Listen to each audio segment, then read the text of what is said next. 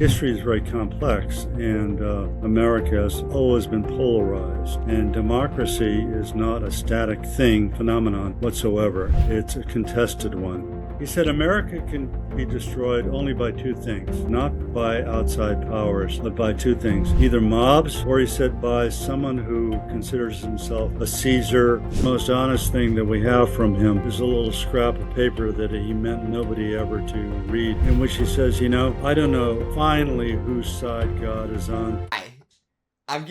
Gilad, and this is The Possible, where I have conversations with and about ethical leaders to provide tangible wisdom for a good life. It's an absolute pleasure to be joined today by none other than the prolific cultural historian and writer David Reynolds, the author of 15 books spanning the Civil War, including ones on Emerson, Thoreau, Harriet Beecher Stowe, and what we're here to discuss today, Abraham Lincoln. Professor Reynolds is the recipient of many prestigious awards, including the Lincoln Prize, for his work on Abe, Lincoln in His Times. And I have to say personally, your book has had a tremendous impact on me. I am in law school, and every day I pass a bust of Abraham Lincoln. And when I see his face, I think about resilience and humility and what it means to serve. So thank you so much for being here. It's great to be here. I want to start broadly thinking about American history. Do you think there are any misconceptions that many Americans have about the 19th century, about our history, about Lincoln? I think the most common misconception is that people tend to simplify the past. They imagine the past as some good old quaint era when things were okay, and there was this kind of the Declaration of Independence affirming these kind of timeless values that are there, and the Constitution is there, and let's return to the original Declaration, and things will be okay. Or even some people praised the 1950s as a time of cultural cohesion and optimism, national unity. But we have to realize that history is very complex, and America has always been polarized. And democracy is not a static thing, phenomenon whatsoever. It's a contested one. It's one that's always been struggled over. There's always been a so-called right and a so-called left. There's no single period of national unity. There's no great moment in the past to which we should return. What there is are certain individuals who make a moral stand that resonate and that have influence and impact. And in America, that means striving toward a more just democracy. Not that any of them fantasize that this would ever really come true in an absolute sense, but always struggling toward that ideal. In many ways, I guess Lincoln is the capturer of the struggler for justice. If your great-grandchildren were to know one story, one idea about Lincoln, what would be that thing you would want them to hold? I would say, cling to a sense of social justice for everyone. As Lincoln said at Gettysburg, the nation was dedicated to the proposition that all men, he meant all humans, are created equal. And he put that in his very first sentence. It was considered much too radical by his critics. Some of them said, oh, why is he defending African Americans and all that? But he really meant that. He meant all people. We're all humans. We're all equal. Another thing that I would hope my grandchildren would absorb is his idea of humility. He said America can be destroyed only by two things, not by outside powers, but by two things, either mob action, or he said by someone who considers himself a Caesar, a Napoleon, someone who basically takes office because of self-importance, because of pushing himself and his pride. Those two things, he said, either of those could destroy democratic institutions. So I would remind my grandchildren to, no matter how smart you are or how much you succeed in school or in your profession, to always retain a kind of humility. Absolutely. We're Retain all humility. human beings at the end, and no person is above another, even if they achieve some high position. I think that's a really powerful idea. When you were writing about Abraham Lincoln, was there anything that you struggled to include in the book that you thought, how do I fit this into the context of who he is? Or was there anything you chose maybe not to include? There were a couple of moments in his 1858 debates with Stephen Douglas. Stephen Douglas actually won that race. It was for the Senate from Illinois, but Lincoln had a series of debates, and Douglas was like the arch white supremacist. He made no bones about it. He said America must always be ruled by white people. The Declaration of Independence meant only white people are created equal and everything like that. And the state of Illinois had a law called the Negro Exclusion Act that said if you were black and if you came into this state and were not already here, this was in 1854, you'd have to leave or go to jail. I mean, it was a horrible law. So Lincoln lived in that state, and Stephen Douglas was immensely popular and influential. So there was a moment when Lincoln was asked to comment on the race issue, and he gave kind of a laundry list of things like, well, I've never supported black people from being on juries and voting and everything, and it was hard for me to kind of integrate that and explain that. But I did explain it by saying that, okay, out of 7 debates, he mentioned that once, but then in the next sentence he said, but still, African Americans are included in the Declaration of Independence. So he had to make that nod to kind of the prevalent racism of his day, and it's one that he never made again. But I had to include that, so that was a little difficult. Also, when he suspended habeas corpus during the Civil War, that's taking a very large step. Habeas corpus means being arrested, but being also, while you're being arrested, being told why, the reason for your arrest. You're given a justification for your arrest. You are under arrest for. And for several disloyal people in the North, he suspended habeas corpus and took them into, imprisoned them, usually quite briefly. But a lot of historians have gotten on his back because of that.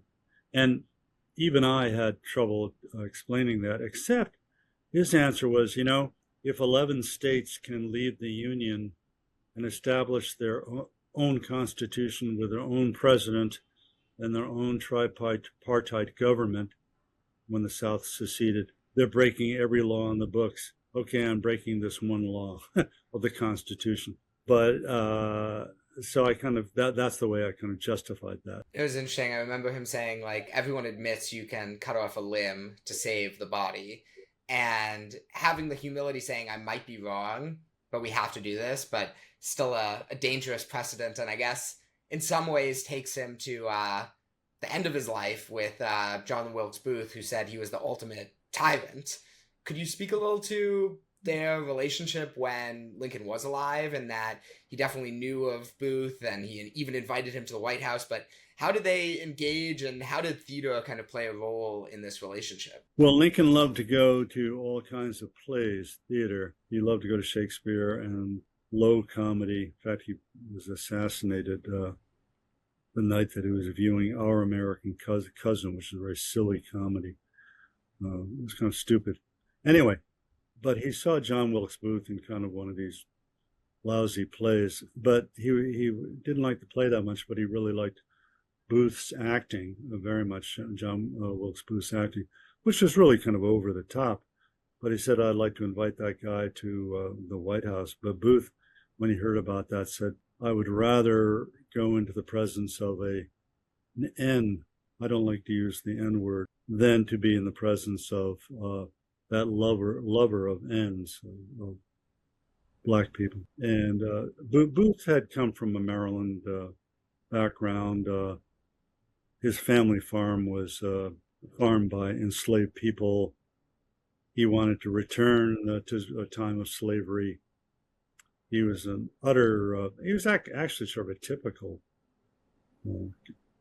Confederate sympathizer who hated Lincoln, thought him a tyrant, trying to impose moralistic abolitionism on the South, a king. And when Lincoln won the election of 1864, Booth, who had been thinking about assassination, said, well, now, this is going to be, he's a king, and he's going to reign now for a long time. They didn't have term limits in those years. He's going to reign. And then he gathered plans, and he decided to assassinate. First, he thought he would kidnap him and hold him in hostage, but finally he decided to both kill Lincoln and then, with his accomplices, kill several members of the cabinet, and at the same time, simultaneously. And the cabinet member and the vice president, Johnson, at the same time. The one who succeeded was Booth himself, who entered the theater. He was a well-known actor. He could get it. He was like the Brad Pitt of his time. He was very handsome, considered the handsomest man of his era. I don't know if we would think him that handsome or whatever, but anyway.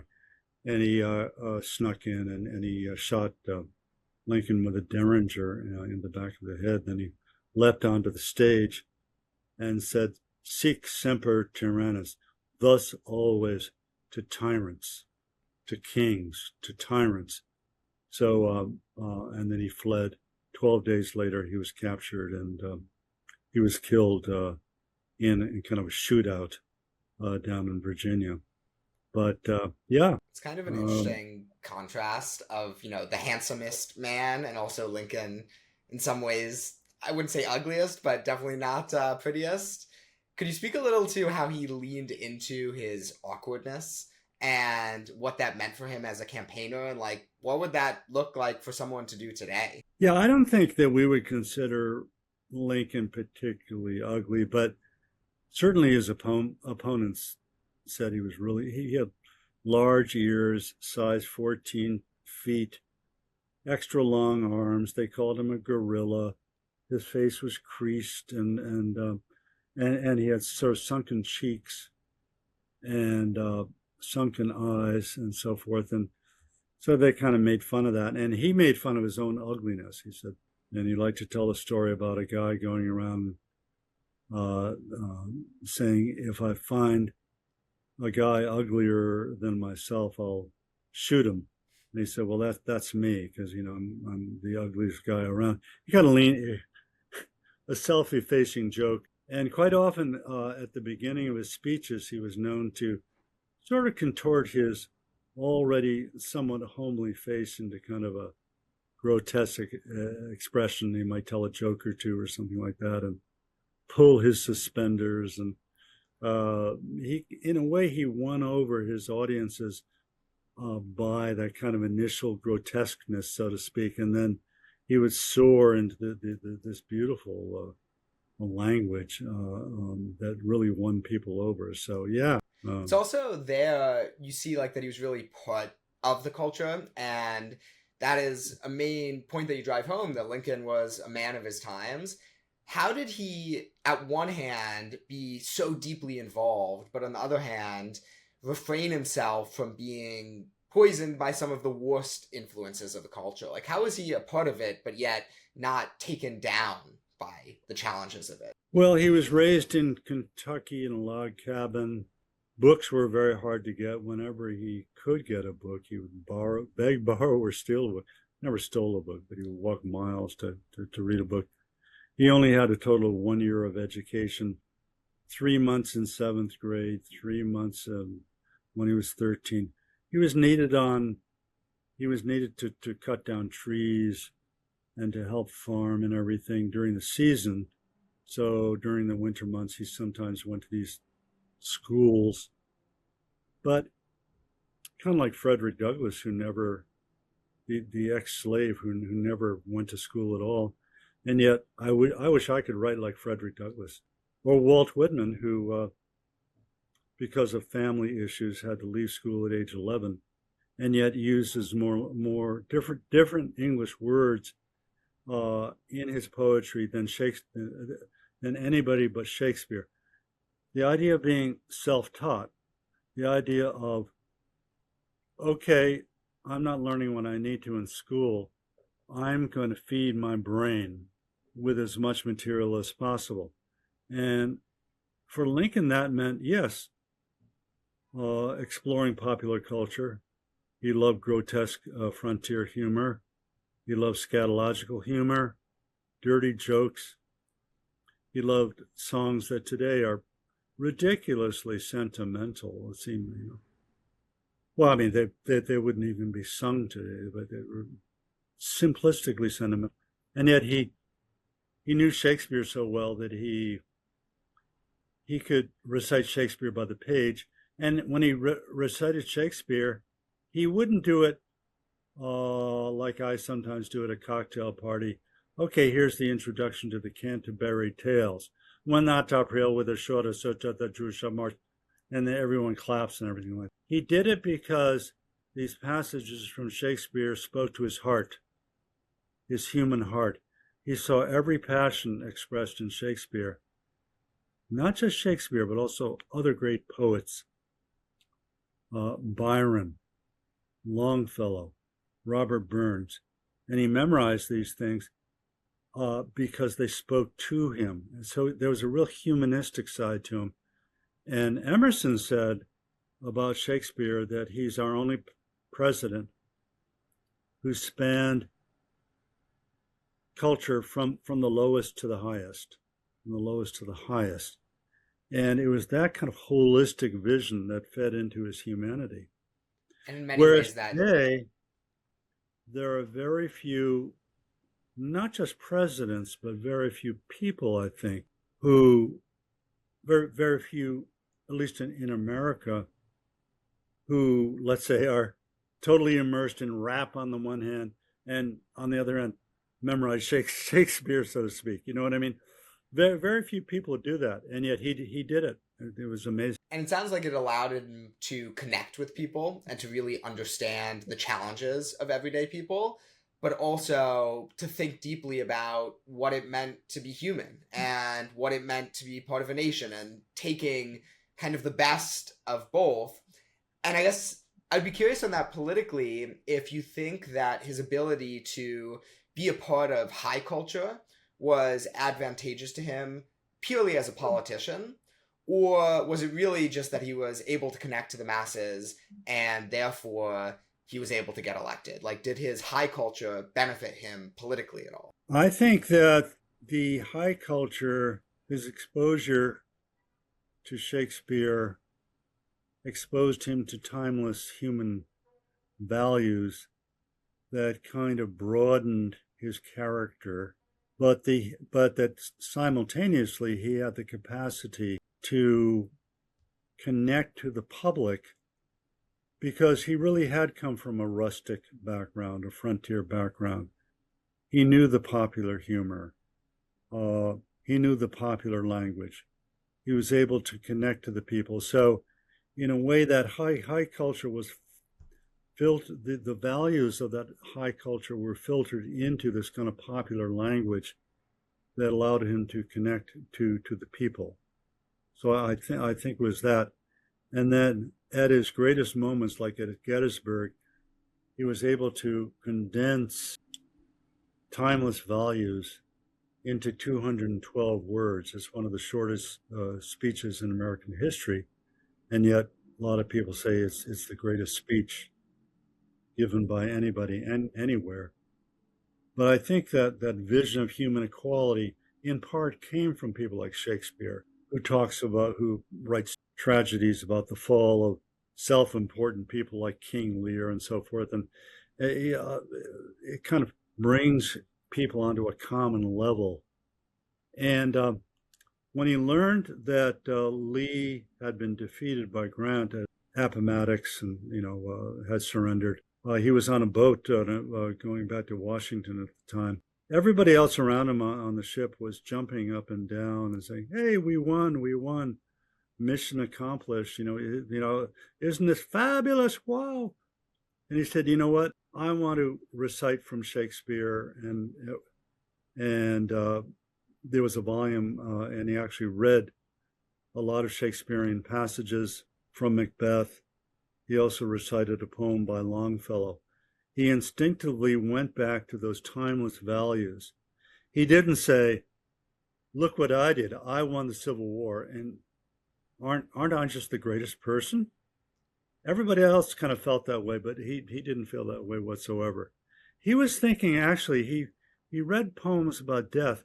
He was thinking about those 700,000 Americans, or however many it was, who had died, given up their life, not just on the side of the North, but on the side of the South, on both sides. They had been killing each other for deeply believed values, and he really wanted to think about those dead people at that moment. It shows how large a soul he had. A super challenging thing to do as well, to hold that responsibility and to still want to think about it, like knowing that in many ways he might be the one who is most responsible for carrying out the war, obviously not for starting the war, and to want, even in the time of victory, to think about all of those who died is incredibly, incredibly powerful. And I guess just going back to his appeal, the way that he was able to rise to power, he won young men was something that you pointed out. And do you feel like, from your understanding, was that mainly a result of him connecting to people? Or do you feel his ideas were such that it genuinely inspired, this is the vision I have for my country, as opposed to, this is a funny guy that I like and I think would be a good guy? Yeah, I think that it was more the latter. The young people really got enthusiastic about him because, in a way, he was a very canny, not manipulative, but very canny a politician. He didn't particularly like the nickname Abe, and yet he said, "I know that Abe, that name got me elected," because the campaign was run as really he was the frontiersman, he was the rail splitter, the guy with a rolled up shirt and an axe and chopping logs and everything. And at the same time that it was known that he was a responsible lawyer, he had been a lawyer in Springfield for many years, and there were two images of him in that campaign of 1860. One was, and this was the dominant one, the rail splitter, the kind of frontiersman, the honest guy from the West. Illinois was then considered the West, who came to Washington to kind of clean out the muck left behind by James Buchanan and Franklin Pierce. So there was that. But also there was the image taken of him by Matthew Brady of him in a nice suit with still a very humble face, but in a suit and looking very respectable. So there was that kind of solid, respectable side that had appeal as well. As it was, he only won 39% of the popular vote, so it was a very low plurality. But the election that year was split between four candidates, and so he won enough of the Electoral College to win the presidency. It was a pretty close election in that sense. If the amount of votes gathered by his opponents were gathered into one, he would have lost. But they were divided. But he did appeal. He did have that dual appeal. I think it's interesting also to think about the election where the way that so many people came to power was by putting others down and by feeding into this culture of animosity and hatred. But he stayed above the fray. Did that hurt him politically at all? Did it help him? Was it neutral? Like, how did he amass the presidency when everyone else was feeding into this culture of hate? And we've seen how powerful that can be. Yeah, he back in those days, it was considered undignified to campaign for yourself. So he stayed in Springfield in his law office during the campaign. He didn't give speeches. Back then, presidential candidates, but his party rallied around him. There were many campaign biographies of him that really emphasized those two images, particularly the one of the rail splitter, the humble, honest, sort of pure American, but also the respectable one, the shrewd lawyer as well. There were several campaign biographies, many rallies on his behalf that emphasized his kind of popular appeal. So he was seen by Northerners as being preferable to more ardently anti-slavery people such as Salmon Chase or William Henry Seward. And in the Republican convention in the spring of 1860, he was chosen because he was chosen on the third ballot. He was actually trailing to Seward and Chase in the early ballots, but finally there was an overwhelming gravitational pull toward him because he was comparatively neutral. He kind of looked like a centrist, and he kind of maintained that centrist view. He was called from a Quaker background and so forth. He wasn't from a Quaker background. He's from a Baptist background.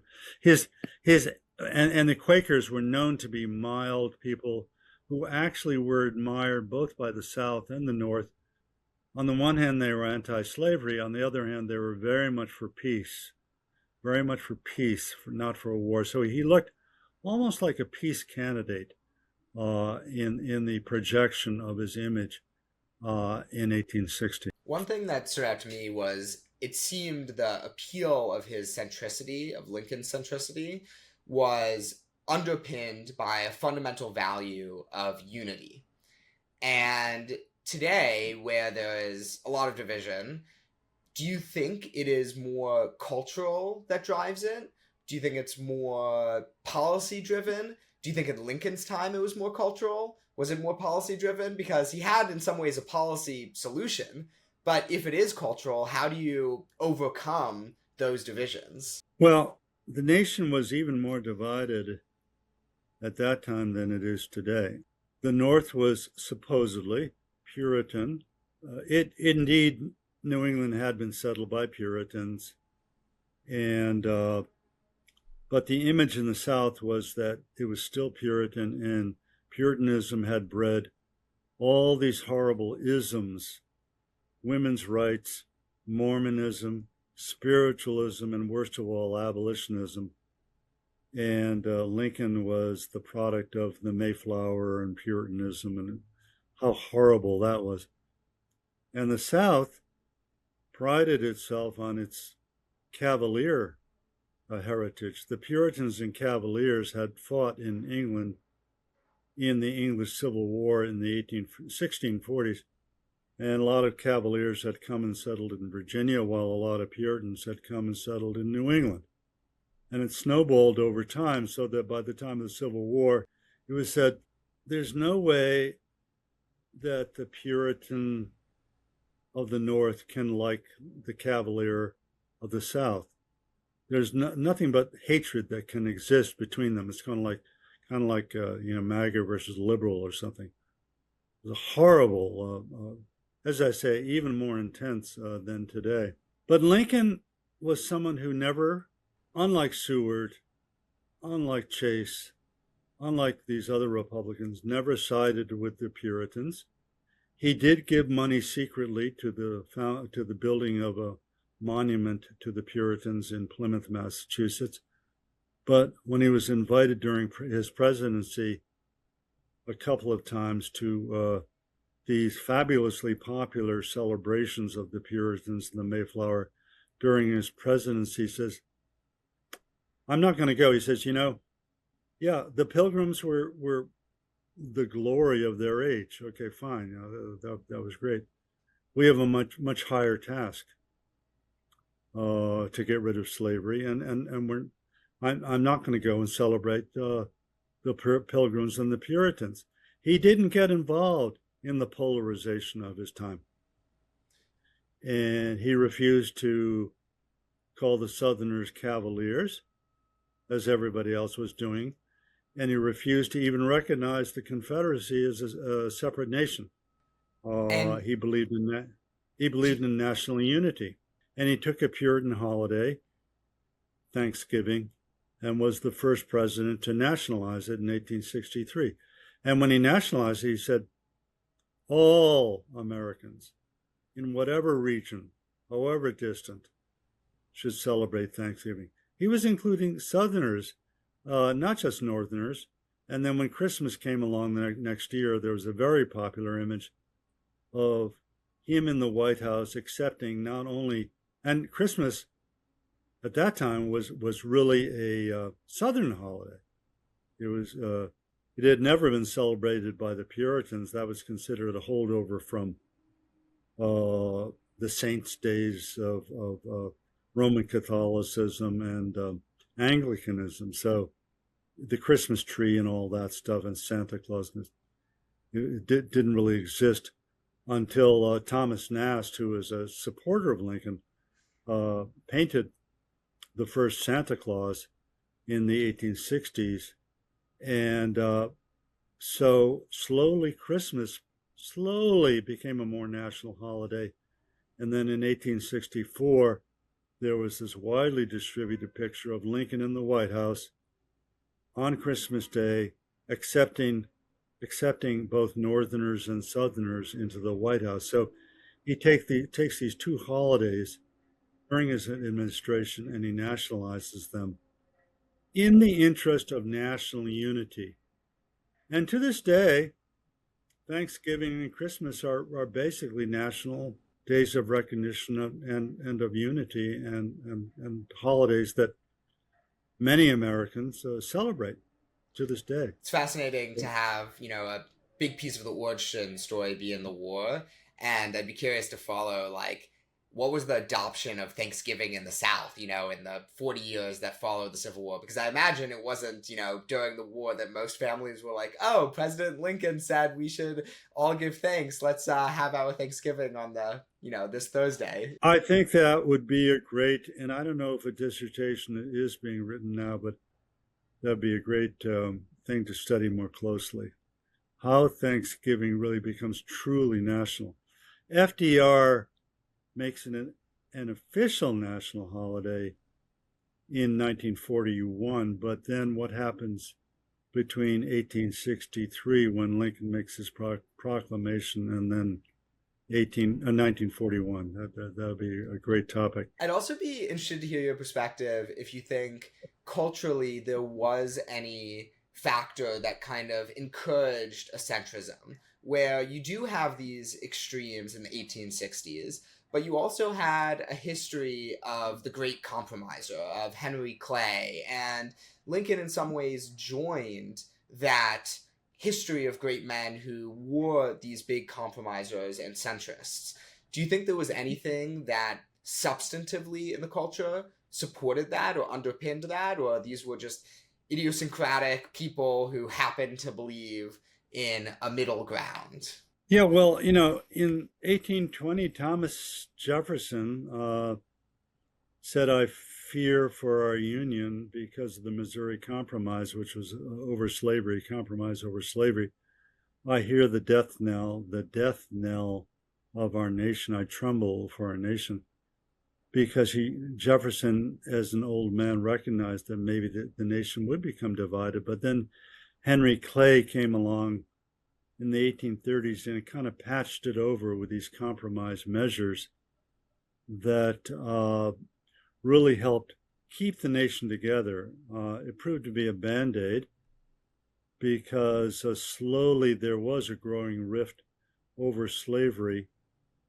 But Henry Clay was there as kind of the great compromiser, and Lincoln really admired Henry Clay for believing in the American Union and adhering to it. He had less admiration for Daniel Webster.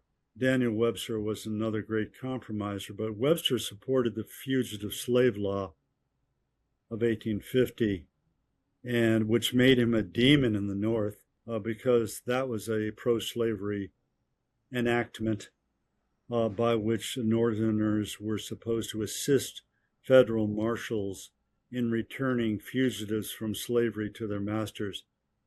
And Lincoln very reluctantly followed it because it was the law, but he said, it's a dirty, disagreeable law. I don't like it. And finally, he realized that, he tried to the very end to be a compromiser. And in the first inaugural, he said, we can't be enemies. We have to be friends. We have to be friends here. We can't be enemies. We have to be friends. Think of the American Revolution. Every patriot grave, when the Northerners and Southerners fought together, every Southern and Northern grave speaks to us, to the mystic chords of memory pull us together. Let's think. Let's listen to the better angels of our nature. So he tried, but at the same time he said, if federal fortresses in the South are taken over by Southerners, I'm going to have no other choice than to take back the federal property.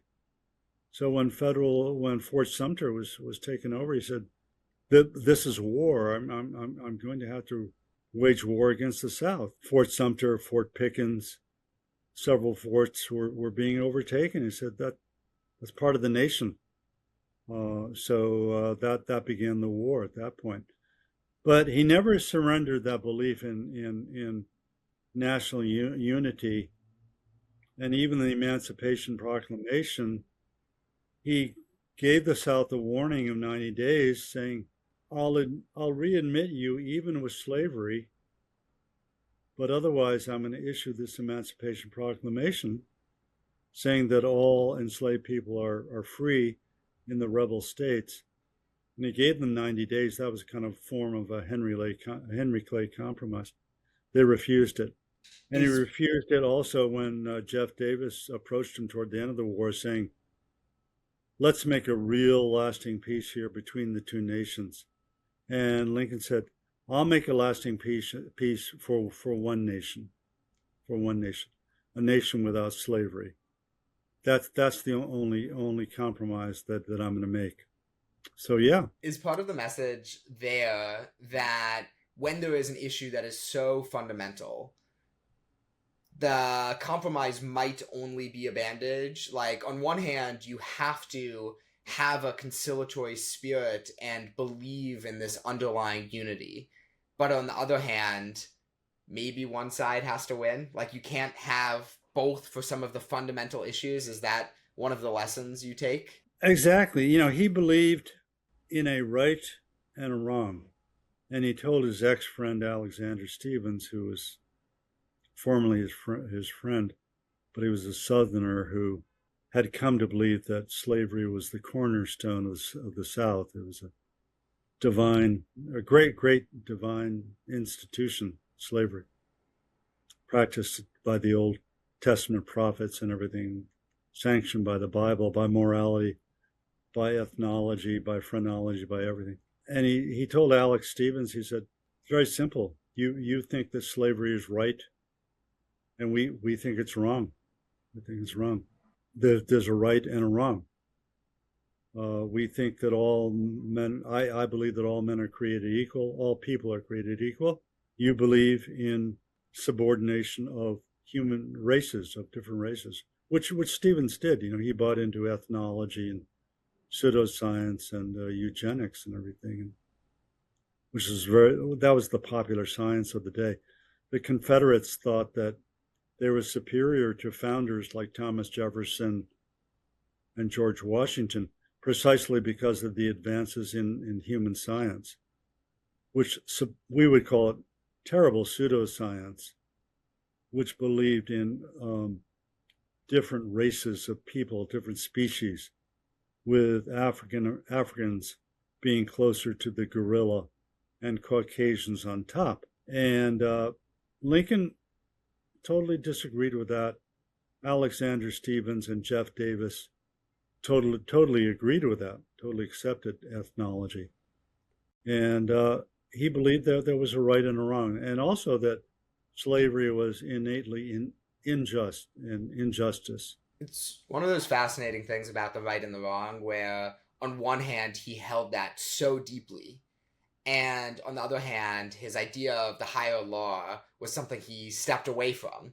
And he had the humility to say, this is how the world should work, but it's not necessarily God that is like on my side, but maybe he's on my side. And kind of this balance of a strong conviction, but a humility for him to be wrong.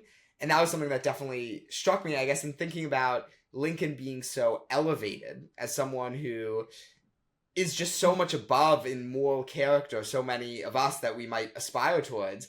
Do you feel like he had any human flaws? And I don't know, maybe you could share the story about his prostitution when he didn't end up paying, and so therefore he ended up not participating in prostitution. But like, is there anything else in character that you think he had to work on? Oh, right. Yeah, well, like a lot of young men in his era, I mean, premarital sex was really frowned upon in his era, so much so that if you were known as a young woman to have had premarital sex, you might as well go into prostitution because you were considered fallen. You were considered fallen. So a lot of young men like Lincoln would go to prostitutes. We would call them sex workers. And one time, the woman got undressed, and he said, "Gee, I don't have the $5 to pay you." So he he put his clothes back on and he left and so forth. So he said that sexual intercourse is like a harp with 1,000 strings. He was, pretty ardently sexual, but at the same time monogamous. At the same time, he didn't fool around with other people. When he married Todd Lincoln, he had, to some degree, a troubled marriage in the sense that she was very outspoken, very, very temperamental, sometimes would berate him, sometimes even physically attack him. She had a real temper. He had a kind of sense of humor, though, with her, and he would kind of joke about her at the same time. And he had a way of kind of dealing with her. So, who knows the secrets of the chemistry of any relationship? There are many relationships from the outside, and people say, how can that man stand that woman? Or how can that woman stand that man? Or how can they stand each other? And yet there's a certain chemistry going on there that works for them. And that's kind of the way it was with Mary Todd Lincoln. I mean, she has become, one historian calls her the most hated first lady in American history, and maybe she is.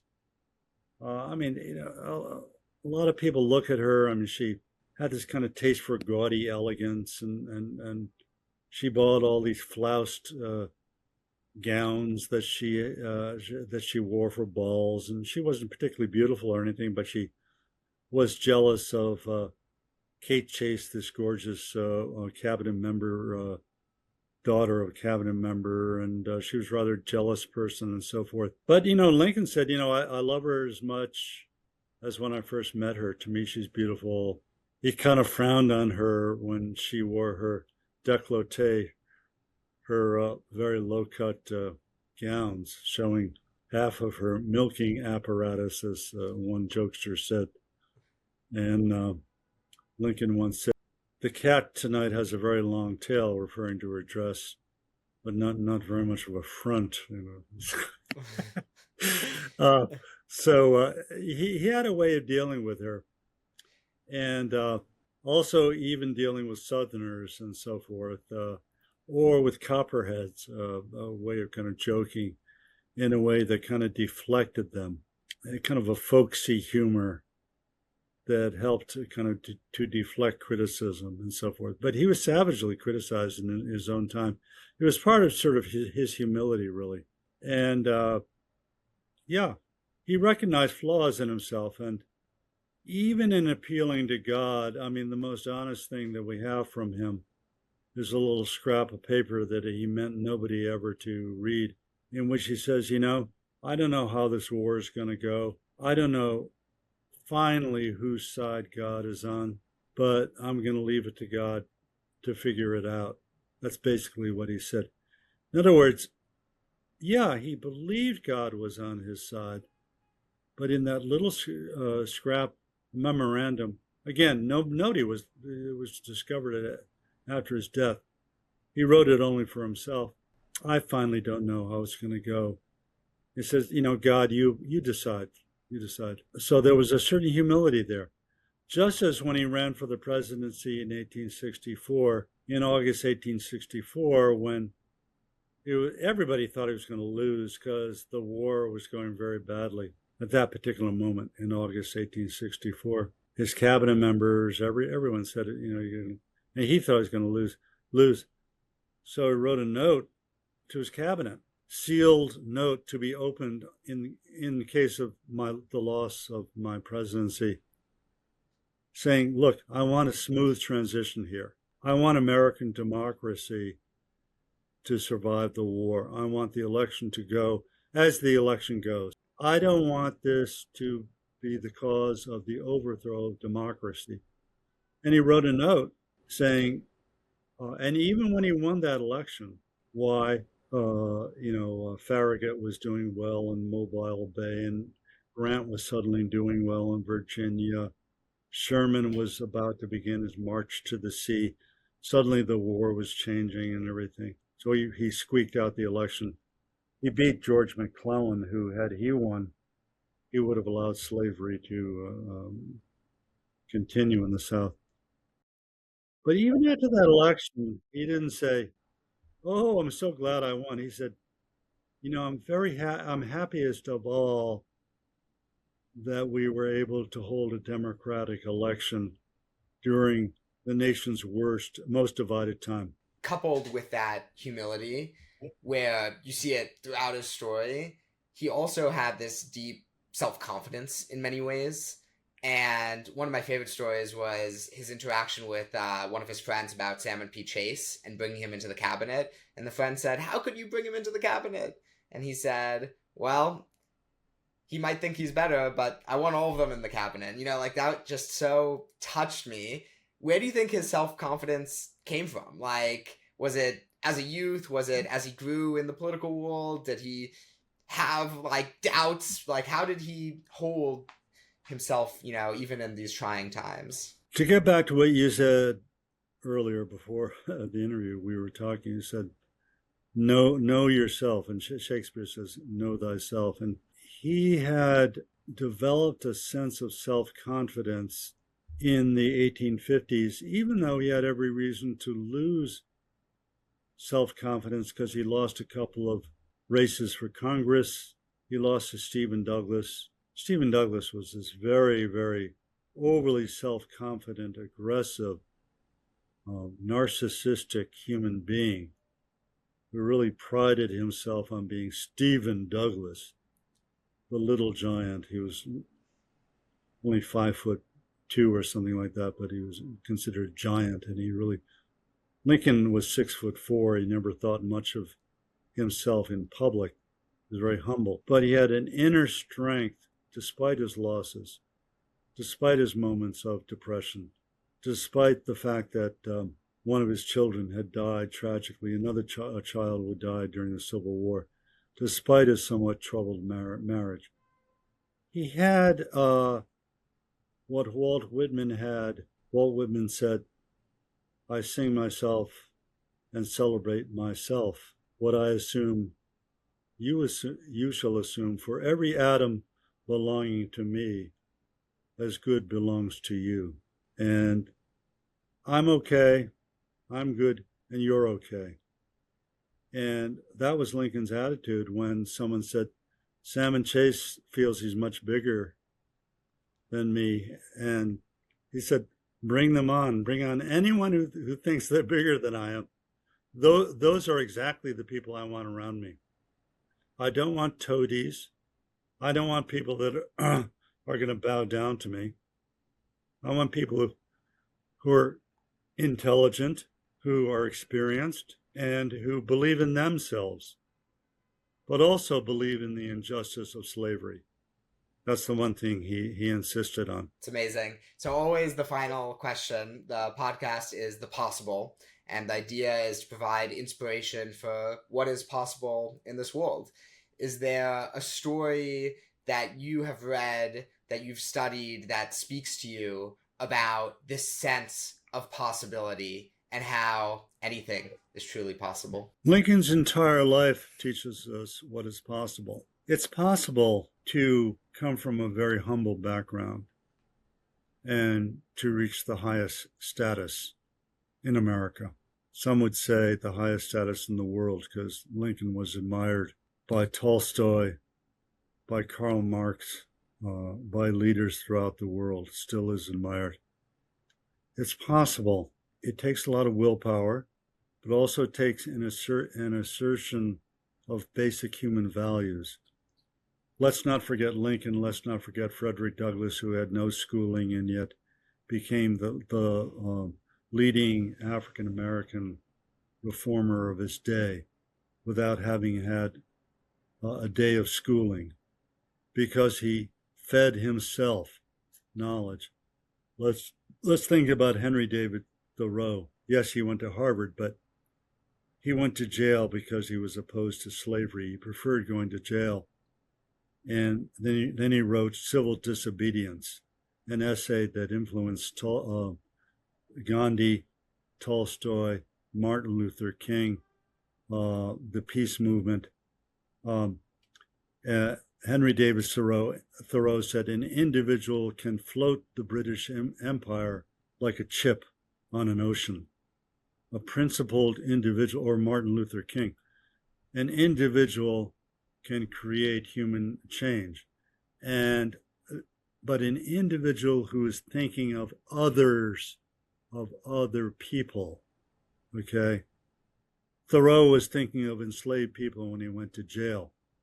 Lincoln was thinking of other people at Gettysburg when he said, all men are created equal. Martin Luther King was thinking of other people when on the steps of the Lincoln Memorial, he said that we are all brothers and sisters together, and we can all say, free at last, free at last.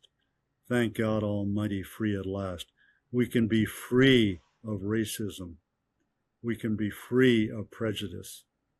So these are the kind of leaders that really teach us how, as individuals, we can reach out and change other people. So never lose faith in yourself, even if you're in a down moment. You can really pull yourself up. Today, it might take a little outside help, who knows, but you can reach a plateau where you can affect the world. Professor Reynolds, an absolute pleasure. I hope everyone please buy Abe, Lincoln in His Times. It's an amazing book, and it was a great conversation. Thank you for having me, Gilad. Thank you.